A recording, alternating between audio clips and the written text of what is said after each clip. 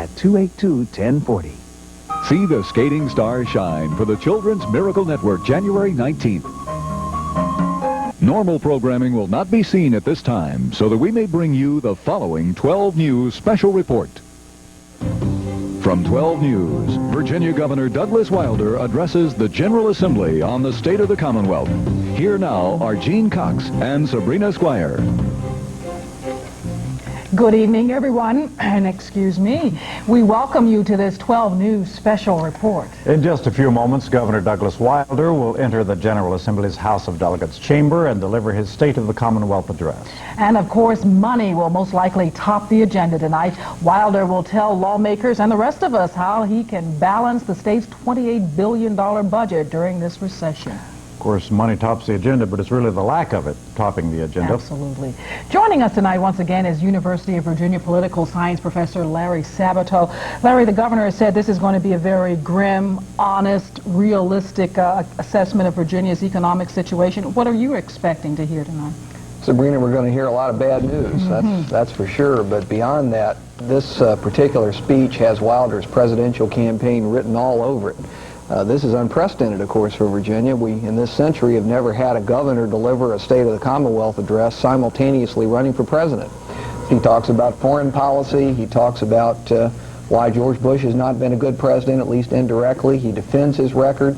And he also strikes out on some paths that will probably help him in the presidential campaign, including the #1 issue this year, health care. All right, that obviously the result of looking at the speech ahead of time, which we've been able to do. Also with us tonight from the Capitol, our Capitol reporter, Jim Babb, who's set up camp down there. Jim?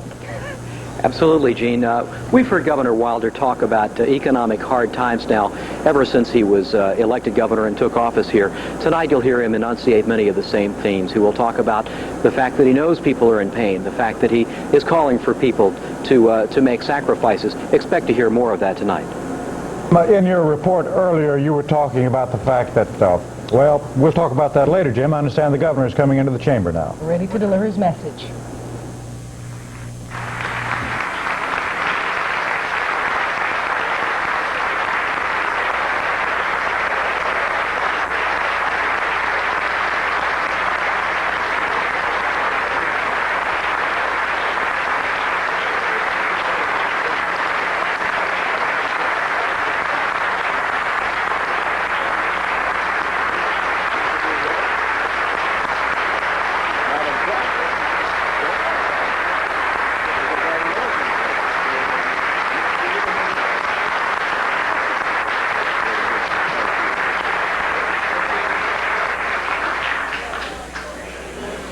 I present to you His Excellency, the Governor of the Commonwealth of Virginia, the Honorable L. Douglas Wilder.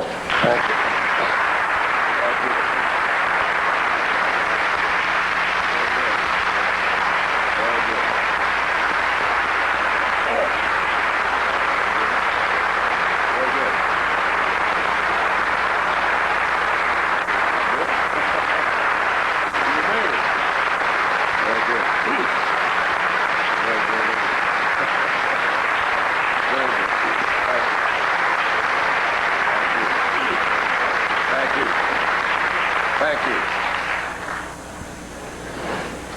Thank you, and good evening, Mr. Speaker, Mr. Lieutenant Governor, Attorney General Terry, members of the Cabinet, members of the Judiciary, members of the Joint Assembly, my fellow Virginians. At no time in recent history have Americans viewed the future with such uncertainty. This is a time which challenges each and every one of us. We face economic stagnation. Virginians have lost jobs. In every family, it is a time of cutting back or having to do without. Well, America has built its foundation on each generation, each parent, laying a foothold for others to follow in better course.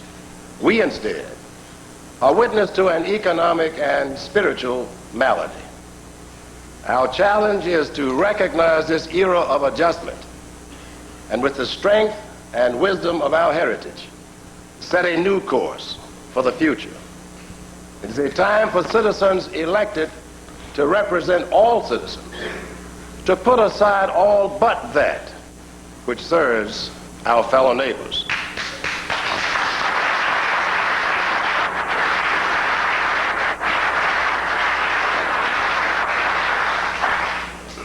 Over the past 12 months, I have worked with the members of the revenue committees to end the era of excess and begin the era of responsibility. As you well recall, I have taken some unpopular stands. As leaders, we must continue to face the difficult choices. I direct your attention momentarily to one of the most inspiring examples of leadership. And I speak to the fortitude and perseverance of the new leaders of the emerging states of the former Soviet Union, and how fitting it is that the form of government they chose borrowed not only Virginian ideals and pluralism and democracy, but also the very name of our government, a Commonwealth. Words of many Virginians have not fallen on deaf ears around the globe. The power of our forefathers' words put a special responsibility on us, those who represent Virginia's interest. We must be responsive to our people while leading them toward excellence. We in government like to call ourselves public servants, but our citizens sometimes see the roles reversed, with we as the ones who take and give little back in return. Some politicians react by offering simple feel-good solutions to our problems. Others try to ignore the reality of our times. In the end, however, we are accountable to our people, and if we do not serve them, we will become irrelevant, and then we will be gone.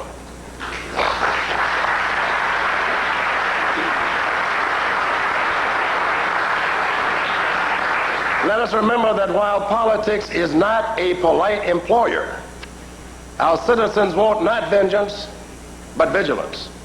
They want a government that can adapt to a changing world and can offer common sense and innovative solutions. We all learned an important chapter of that book from our friend and former speaker, the mentor that I look to, that person who I owe no small debt of gratitude to, A.L. Philpott. The honor of standing here before you today is in great deal attributable to many things that he did for me.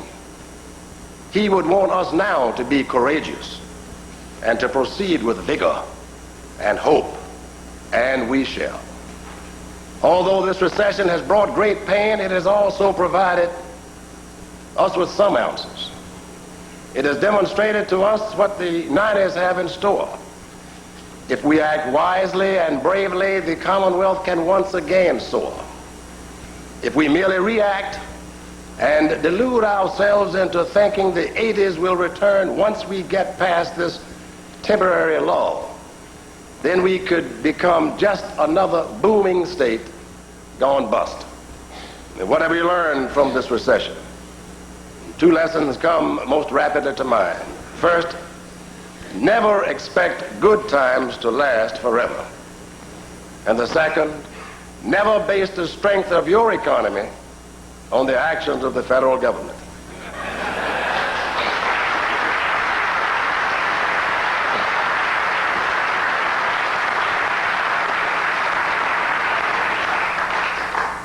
Virginia's government today, as well as in the future, will have to anticipate change and to adapt to it.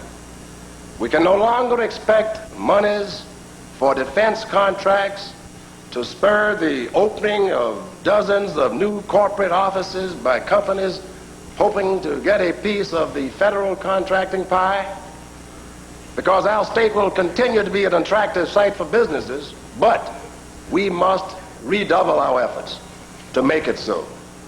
as we work this year to deal with current problems and to anticipate new ones, let us pledge to avoid meaningless partisan bickering and focus on the serious effort at hand. I will listen to and consider any serious proposals regarding the budget, and will be also offering a number of programs to cushion the blow of those most deeply hurt by the recession and to rebuild our Commonwealth's economy.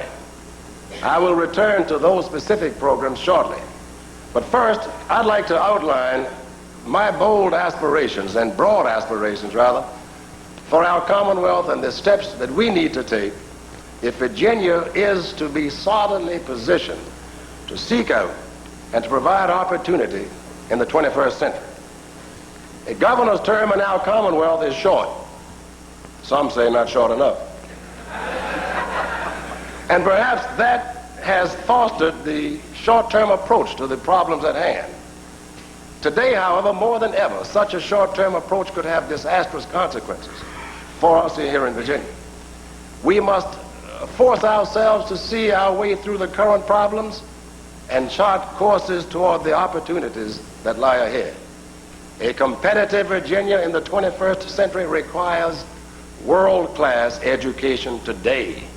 Not merely adequate education, but excellence. Today we see around us the results of not being ready for the bad times. As we solve our current problems, let us resolve to never let them happen again.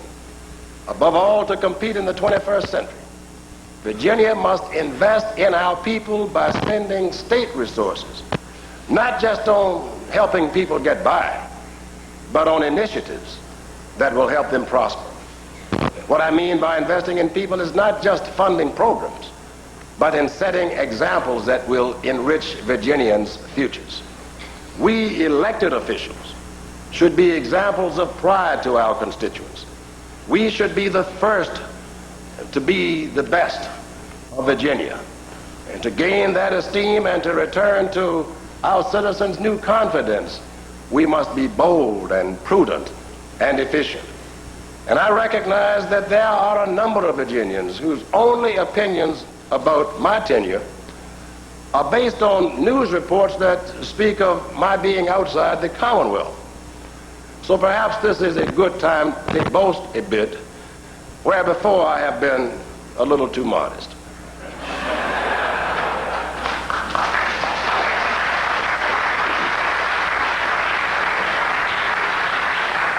My administration has worked hard to prepare our Commonwealth for the future.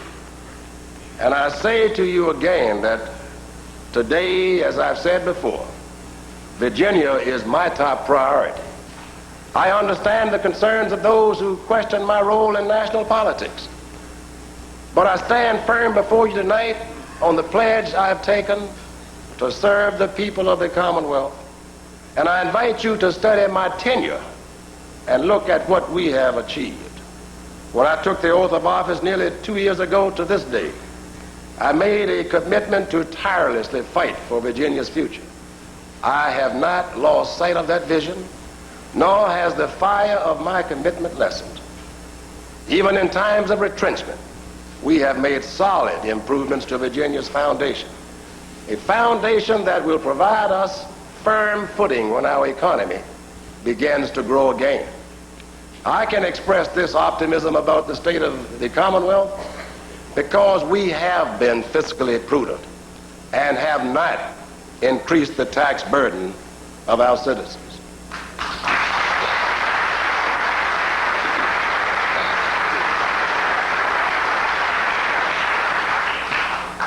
We've cut the size of government while still efficiently providing essential services, and have initiated programs to unleash the ingenuity and the entrepreneurial spirit of our employees.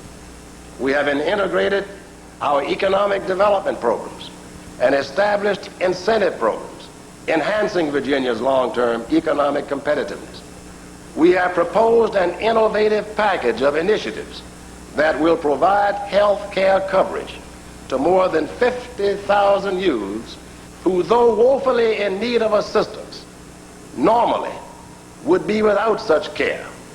And by the year 2000, over 200,000 young people will have basic health care coverage under this program. We have restored the full measure of the educational standards, those standards of quality. And we have a capital outlay program that will provide a short-term jumpstart of the construction industry and the overall Virginia economy. And more importantly, for the long term, will provide the vital improvements to our Commonwealth's infrastructure. And we have a legislative package that supports retooling our government for the 21st century, a plan that will institute and instill the principles and the values of the private sector into state government. We succeeded in winning enactment of federal highway legislation, which effectively doubles Virginia's share of federal highway and mass transit funds.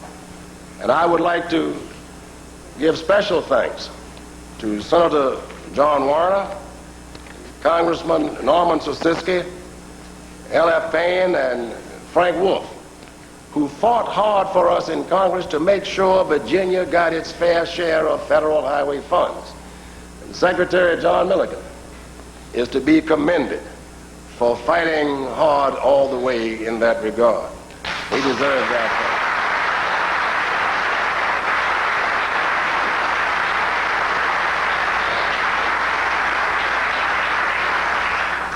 thanks. My thanks go out also to Diane Copeland in our liaison office, and my special assistant for transportation, Gary Brooks.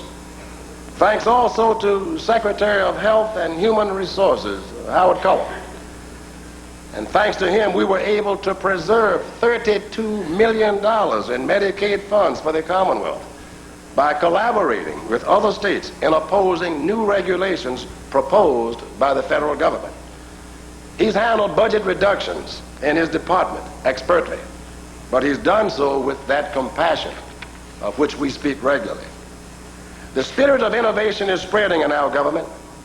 Last year, we worked with the General Assembly to create a boot camp program which provides nonviolent, young first-time offenders with an alternative to prison. Early results of the program have been quite positive, and the Commonwealth is saving $20,000 per person per year on those who successfully complete boot camp and stay out of prison. This administration has also developed an innovative program to provide direct state assistance, technical, personnel, and financial, to those individual localities with unusually high violent and drug-related crime rates. Having already started here in Richmond, it will soon expand to other localities to develop effective anti-crime plans designed especially for a locality. Also, our administration has reformed the state government procurement process, opening up the process for small firms as well as to women and minority-owned businesses. These new policies encourage and strengthen the participation of these businesses in the state procurement process. And Secretary of Administration Ruby Martin is to be commended for the early retirement program, which allowed 3,500 state employees to retire from service, saving $37 million in fiscal year 92, as well as in the long term due to strict replacement policies. And a special note of gratitude must go to Virginia's state employees. In spite of receiving no pay increases, our employees gave a record amount to the United Way this past year, and furthermore, they gave over 1,000 blankets to needy Virginians through their holiday drive, even though they received nothing from the state. And I think these people deserve our respect.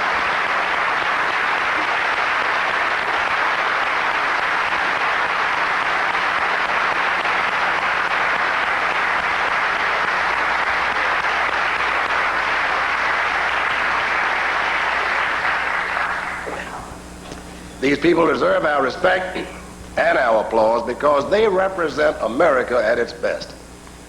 Ours is not a government of faceless bureaucrats, but a vital innovative citizens working for a common good. And they are an enormous part of what we've achieved this past year in Virginia. As we look to the future, this kind of tireless innovation will be more important than ever. And although we face a time of limits, it is only a limitation of resources, not of creativity and talent. One of the most difficult budget realities this year was not to include pay raises for state employees. 3 years without a raise under normal circumstances is too long, but these are not normal times. GM is about to lay off 74,000 people. IBM will have laid off a total of over 40,000 people 2 years by the end of '92. And Newport News Shipbuilding just announced today that they will lay off 1,000 salaried employees over the next few months.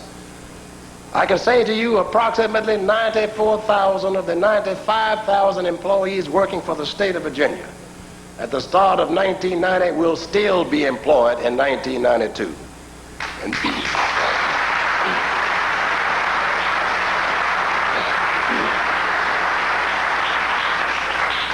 many persons in the private sector and other states can't say that. But that is small comfort to someone whose pay remains steady while health care costs go through the roof. For that reason, the second largest commitment in this budget is for increases in the cost of health care insurance for state employees. One state employee who helped convince me of the need for this commitment is Jim Sargent, who works for the Department of Transportation in Christiansburg. Mr. Sargent, representing himself and 23 other state employees, wrote me a very heartfelt letter that I'd like to read from tonight. He wrote, "For the past several years, our insurance premiums have steadily risen in percentage. In the past, we had a cost of living raise or pay raise to help offset the insurance increases. We have had our current pay raises frozen 18 to 24 months. Certainly, if our wages can be frozen, can't the cost of our insurance be frozen? The bulk of state employees in the state pay for this service. Can't some control be maintained?" End quote.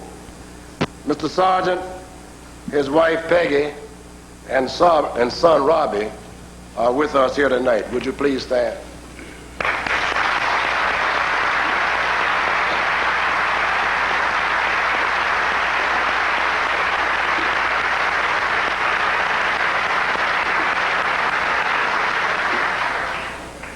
I got my advisors to check into Mr. Sargent's complaints, and they found that a state employee whose annual salary is $19,000 would see his or her deductions climb from 11% of annual salary to 16%, or an additional $73 per month if nothing were done.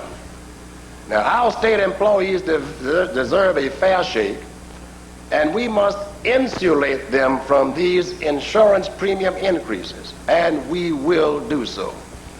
Furthermore, I have proposed that Virginia's health care providers share in the financing of Medicaid to eliminate the remaining $68 million of the budget gap. This proposal is already being implemented in some form in 30 states.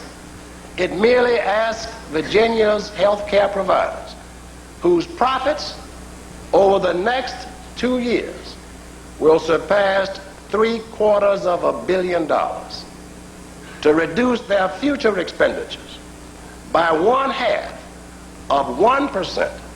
And this is a reasonable request when you consider that state agencies are being asked to manage their operations with cuts of up to 25% during this administration. I will not allow Virginia's elderly and disabled to be cut off from these vital benefits. And I reject the calls from the provider community that we simply raise taxes of all Virginians to pay for expanding Medicaid. Taken together, proposed federal mandates and program commitments account for 93% of all proposed new spending. Since the total of all mandates, commitments, and initiatives exceeds projected revenues and transfers by $557 million, cuts were required. I have recommended the following to eliminate this gap between revenues and spending. Selective cuts in current services are recommended for savings of $385 million, which is more than 2/3 of the gap.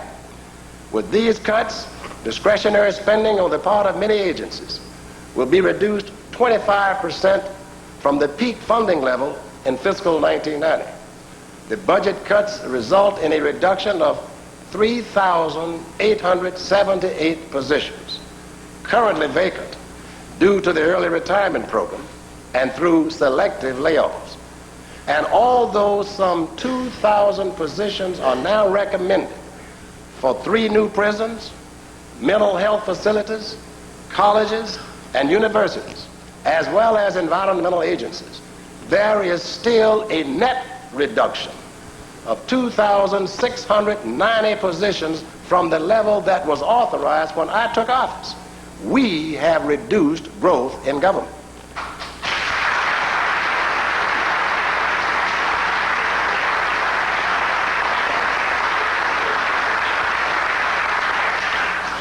Mindful of the fact that some of our localities have fared worse than the state during this recession, I have tried to avoid cutting state programs to them. But the reality is that state aid to localities accounts for almost 1/2 of the entire general fund budget. And it is not possible to restore funding for public schools and avoid cuts elsewhere. The remaining $192 million of the budget gap are eliminated in the following 2 ways. First, I have recommended legislation to defer a number of tax policy changes that are scheduled to take effect on July 1st. These include measures involving withholding allowances, the accelerated cost recovery system, the self-employment tax credit, and a credit for those who invest in low-income housing. These items total $124 million. And second, as I've mentioned previously, we will look to health care providers to make available $68 million as their share. I would also like to add that if somehow additional funds were miraculously to become available for appropriation, that money should be used first to fund salary increases for state employees, faculty, and public school teachers, and second, to address funding and program disparities in public education, or to extend health care to the 1 million Virginians who have no health insurance. These programs I've spoken to are of a higher priority than the programs that I suggest to cut. Any additional revenues should not free us from making the cuts that I have proposed. Our budget includes money to fully fund all federally mandated programs, not only Medicaid, AFDC, foster care, and prison construction, and that's totaling almost $500 million. The budget also contains a 100% follow-through on the commitments I made last year while balancing the 1991 budget. And it also provides for the establishment of programs essential to ensuring Virginia's stable economic growth into the 21st century. In addition to our package of child health care initiatives, we are proposing funds for a pilot program called Opportunity Knocks. The recession has hurt all levels of society, but young adults have been hit disproportionately hard. Many of these young adults need job skills and work experience, and current training programs focus heavily on the aid to dependent children recipients. However, unemployed young adults, especially males, who are often the fathers of these dependent children, stand little chance for a good job without adequate training. And these young men will get their experience working on environmental and community rehabilitation projects in our cities and in our rural areas. They will do projects we can see, projects our people can use and enjoy, and that projects and protects and maintains our environment to ensure that future generations will live in a clean Virginia. A key component of the youth and family proclamation that I issued 2 years ago, is to restructure how we deliver and finance services to troubled youth and troubled youngsters. In every region of our Commonwealth, those people who, because of serious emotional or behavioral problems, might never lead normal and productive lives, thereby costing families and taxpayers great expense. My administration has been working over the past 18 months to develop a proposal to empower families and communities to better care for their youth. Now is the time to put action to this plan. I will provide legislation to restructure our currently disjointed system of funding and services for troubled youths. Initial funding to develop cost-effective community and early intervention services is included in the budget. But I've said all along that education is my highest priority. There is no more important government service than the education of our young people. What we need to do is provide sufficient revenues to fully fund the standards of quality. Besides the $15 million that I reinstated last November, my new budget provides an increase of $182 million over the next biennium to make up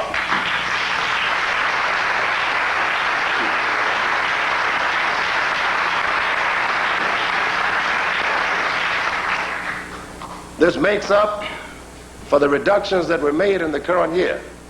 Further, another $175 million over the biennium is included to provide the growing cost of fully funding the SOQ.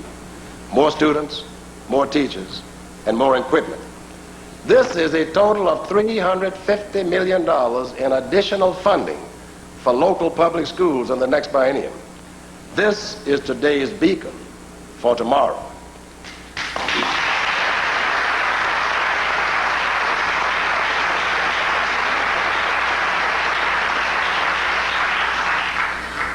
This was necessary to ensure the quality of education in the Commonwealth for our young people. On another education note, excellence and equity, the disparity issue, I will be releasing a plan tomorrow to outline how we can improve educational opportunities to all Virginians. This plan will outline how we can improve our system over the next 6 years to ensure that our children are competitive with children in other industrialized nations. The plan addresses all the key components necessary to assure that all Virginia students have access to world-class education, regardless of their economic status or geographic location. Included are initiatives to further implement the world-class education program, to provide additional funds for equipment and at-risk students, and to revise the composite index formula. The budget shortfall has created a situation that also forces us to look at funding for higher education in a fundamentally different way. Higher ed is too important, far too important, for us not to promote growth and change. And so much so that we feel it is necessary to allow colleges and universities the flexibility to raise tuition to meet those needs to the extent possible. We will put in place more financial aid to keep the doors open to disadvantaged and other students who do not usually pursue further education. Financial aid will increase at a rate nearly twice that of tuition, as well as the fees. And a higher percentage of undergraduate needs will be met. And for the very first time, part-time students will be eligible for financial assistance. The same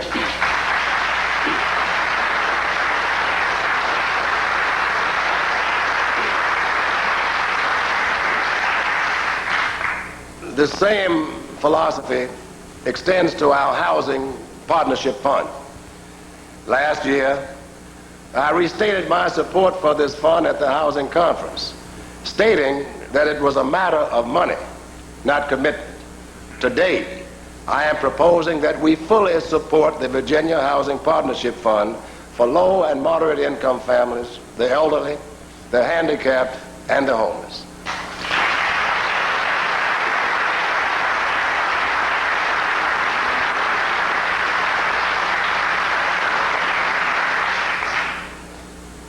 This fund will promote economic growth through new construction and renovation of existing properties.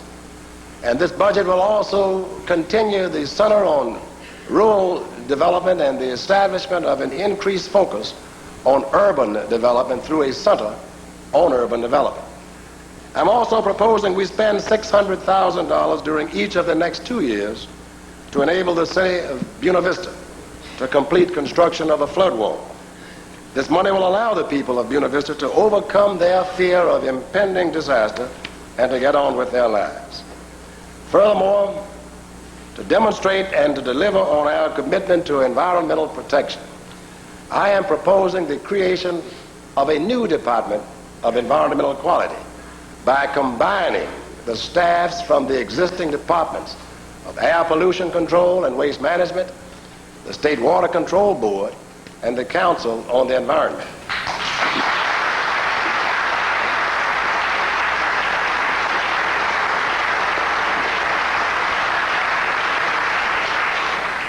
The regulatory boards will be retained and all previous powers continue.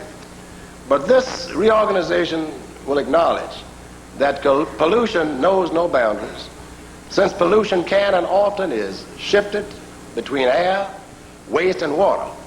The Environmental Agency's organizational structure would be in a better situation to set policies, issue permits, and take action with perspective across all media. This agency will consider the total environmental perspective when issuing and enforcing permits. It will also allow for comprehensive planning to meet new environmental needs. But reducing pollution is not the only environmental challenge we face. We must also enhance our efforts to preserve our state's priceless natural bounty and valuable resources, to protect the natural ecological diversity and the growing list of endangered species in Virginia. I want to make sure that more Virginians have the opportunity to enjoy our state's abundant natural beauty. So I will be asking you to support a measure to acquire more parklands for people and to beautify our existing parks. Although Virginia's population has grown substantially in the last 2 decades, our parklands have not. I will also ask you to establish a special non-reverting fund to be called the Conservation and Recreation Fund, which allows us to acquire and to protect parklands and valuable wildlife in our Commonwealth, even with new initiatives. And I think that that's something that has been long since put off. But even with these new initiatives, we were able to balance our budget. But we did not do this by employing some of the budgetary tricks of other states, by rolling the June 30th payroll into next fiscal year, by temporarily and periodically shutting down state government, by using bond proceeds to reimburse the general fund, or by continued transfer of non-general funds. Rather, it was balanced on principles that correct the structural budgetary problems, ensure permanent change in what government does and how it does it, ensures Virginia remains as only one of 5 states with a AAA bond rating, and maintains Virginia's top 5 ranking as one of the best managed financial states in the entire nation.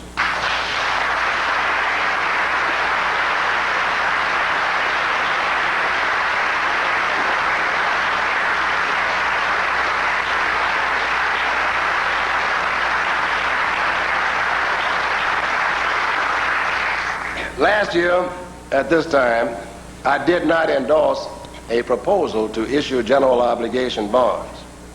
I felt that our highest priority was to regain the confidence of taxpayers that Virginia's financial affairs were under control.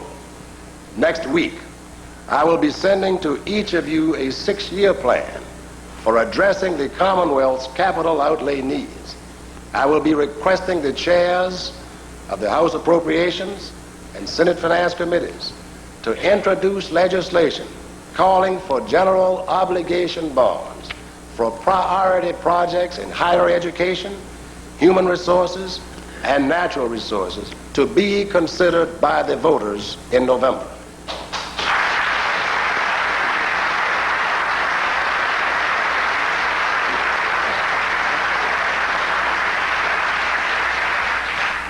The general obligation bond bills propose the issuance of approximately $200 million in bonds each year over the next 3 years. This proposal is recommended only after I have worked extensively with our team of analysts to vouch for the Commonwealth's capacity to issue bonds without jeopardizing its AAA bond rating. And the study was carried out by the Debt Advisory Capacity Committee. Now, what is it about today's situation that makes it a good time to call on our citizens for support of general obligation bonds? First, the voters can take comfort in knowing that the projects they are voting for are a part of a comprehensive 6-year plan for addressing the Commonwealth's priority needs. And second, they know that Virginia is one of only 2 states to have eliminated a significant revenue shortfall without raising taxes. What they probably don't know, however, is that Virginia was one of only 6 states in which tax legislation was enacted between fiscal '89 and 1991, which reduced state taxes. Thirdly, they can cast their votes knowing that approval of the bond issue will help rebuild the economy by putting essential infrastructure in place. And fourthly, they can be assured that competition in the construction industry will allow us to save millions of dollars if the voters approve the projects in November. A prudent general obligation bond package coupled with a public education campaign that has the support of the private sector are crucial to the success of this endeavor in November. But to keep Virginia competitive, we must do more than just fit a new engine to the old chassis. We must adopt revised models of government. And in the past 2 years, we have integrated international activities with industrial development and eliminated layers of bureaucracy and unnecessary administrative costs. We took those funds and placed them into direct constituent services through the reorganized Department of Education.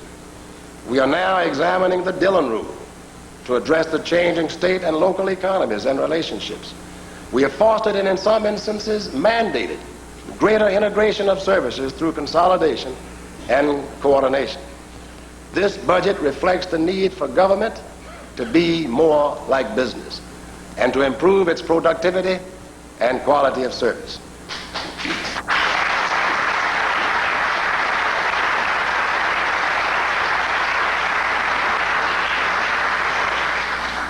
We are instituting total quality management programs and others that treat taxpayers like consumers. We're invoking productivity-enhancing and soft cost-saving technologies, such as electronic monitoring of parolees, computer links to courts, and computer-assisted eligibility determination. We are well underway in creating Government 2000 for Virginia. In conclusion, I want to address those hurt by this recession by saying that I do understand your pain, your frustration, and your anger. I am committed to directing my every resource to forge an alliance among all leaders, public and private, to ask every citizen to join me in these most challenging of times. This is a time of sacrifice for each of us to give more than we have, for some to forego that which they had intended to achieve. we're called upon to exhibit America's greatest strength. And as a young boy, I remember hearing Franklin D. Roosevelt on the radio. And although I was a little too young to understand what a depression was, I knew times were hard and that our president told us to keep faith and to have a stout heart. He didn't tell us he had the answer to everything. He told us not to be afraid of the future and that government was on our side. Few people have that kind of faith in government today, and sadly there are few leaders like Roosevelt. I don't know when this economic slowdown will end, and quite frankly, unless our national priorities are straightened out soon, I am not optimistic about our near future. But I am optimistic about Virginia. I'm filled.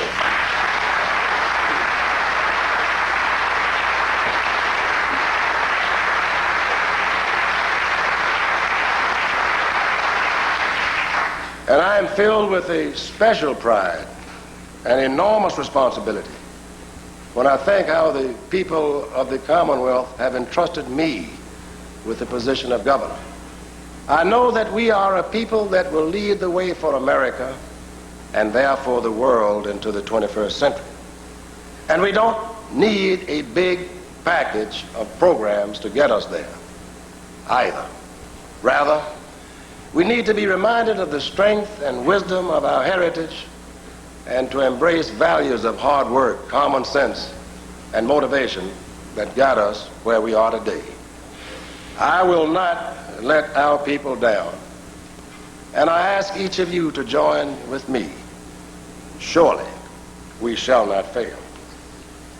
Now, having considered what I have determined to be the state of the Commonwealth, I would ask you to allow me a moment to address an issue which indirectly affects the Commonwealth. I have called on the citizens of the Commonwealth of Virginia to give unselfishly. I have said this is a time for some of us to forego that which they had intended to achieve. I have spoken around this nation on the need for healing. And I am reminded of one who sought to heal, and as a physician was wisely admonished, physician, heal thyself. That admonition has rung in my ears as if those words were spoken directly to me. How hypocritical it would be of me to seek to lead in times like these without giving my all. Balancing the rigors of running a state government and conducting a national campaign have not been easy. I decided to run because a job had to be done and a message spoken. I thought it was not impossible to juggle two jobs at once. The responsibility of holding two jobs is shared by many Americans. Working mothers of America have been doing it every day for years.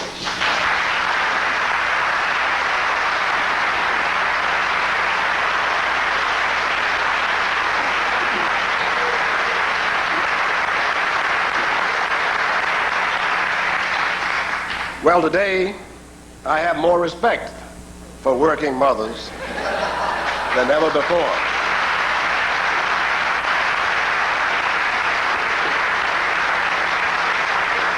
I now understand how frustrating it can be to have people at work say you care too much about your family and to have members of your family say you don't spend enough time at home. The truth may be that you're doing both just fine, but it's human nature for some to say you're not doing enough. Long before I announced for president, I said that if it became too difficult for me to govern the Commonwealth and conduct a presidential campaign, I would terminate one endeavor. I was left with a choice, either to devote all my energies to delivering the message or to guiding Virginia through these difficult times. I have chosen the latter as my pledge and responsibilities dictate. Therefore, I stand before you to state that I am hereby withdrawing from the presidential race. Ladies and gentlemen, I relish with great anticipation working with you during these challenging and exciting 2 years. Thank you, and God bless you.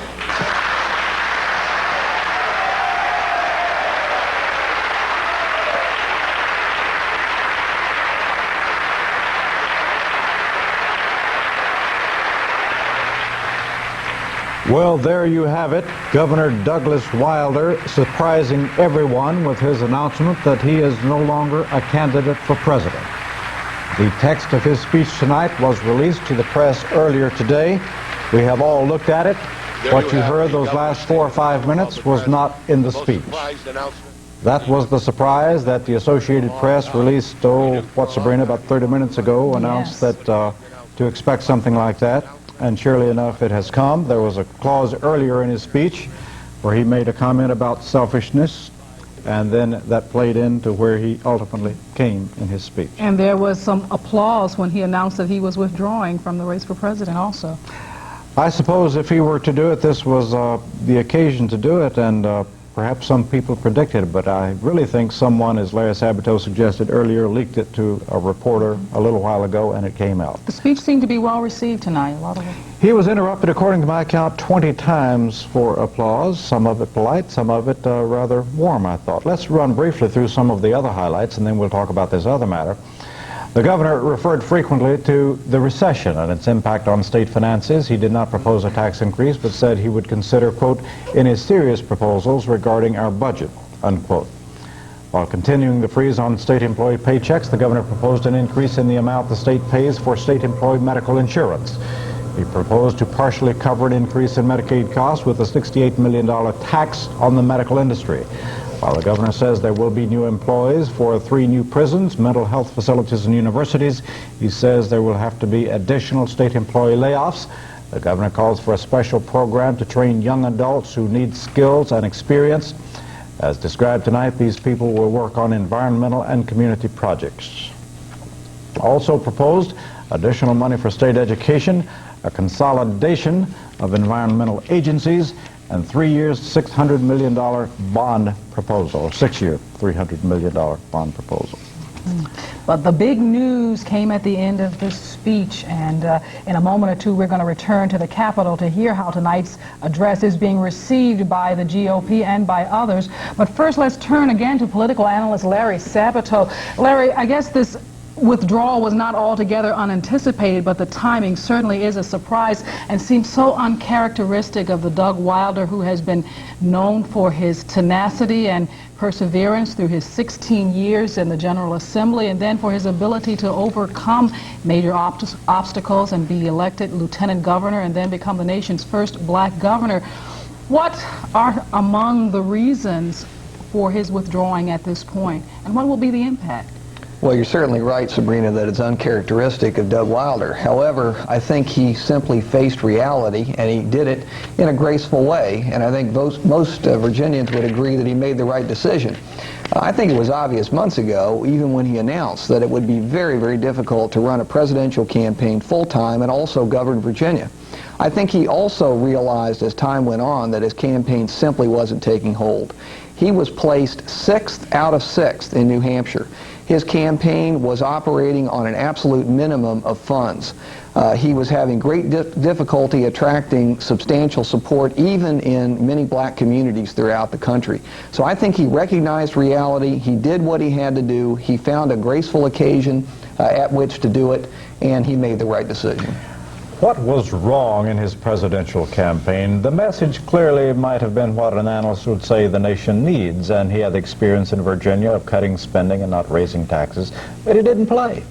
It didn't play at all. For one thing, he had some strong competition from some of the other Democrats who were much better positioned to make this national run than Doug Wilder. And I think also Doug Wilder simply had not prepared himself on national issues. He's been roundly criticized by almost all of the national pundits for winging it on most major national issues. He simply hadn't prepared. He was outclassed by many of the other candidates, and his campaign was going nowhere fast. In fact, he was on a downhill slide almost from the moment he announced.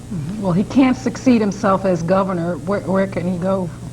Well, there's a logical place for him to go, and that's to the United States Senate if he chooses to challenge Senator Chuck Robb for renomination in 1994. His term ends in January 94, and Robb's re-election is in 1994, so the timing is very good for Doug Wilder should he wish to challenge Chuck Robb for renomination to the U.S. Senate. Well, he certainly wouldn't back away from that race because of any kind feelings toward the senator, would he? No, it would be a heck of a race. And it would be the best one we've had in years, I would think. Did he gain any ground with this speech tonight? He delivered his third State of the Commonwealth address at a time when polls and surveys show his performance and popularity index to be at a record low. Did he score any points with this message? That's a good point. I think this gives him the opportunity to begin a rebound. I think many Virginians are going to appreciate the sacrifice that he has made, the sacrifice of his candidacy. He's rededicated himself to Virginia issues, and if he follows through on this throughout the General Assembly session and beyond, he may very well be able to reconstruct at least some of that lost popularity.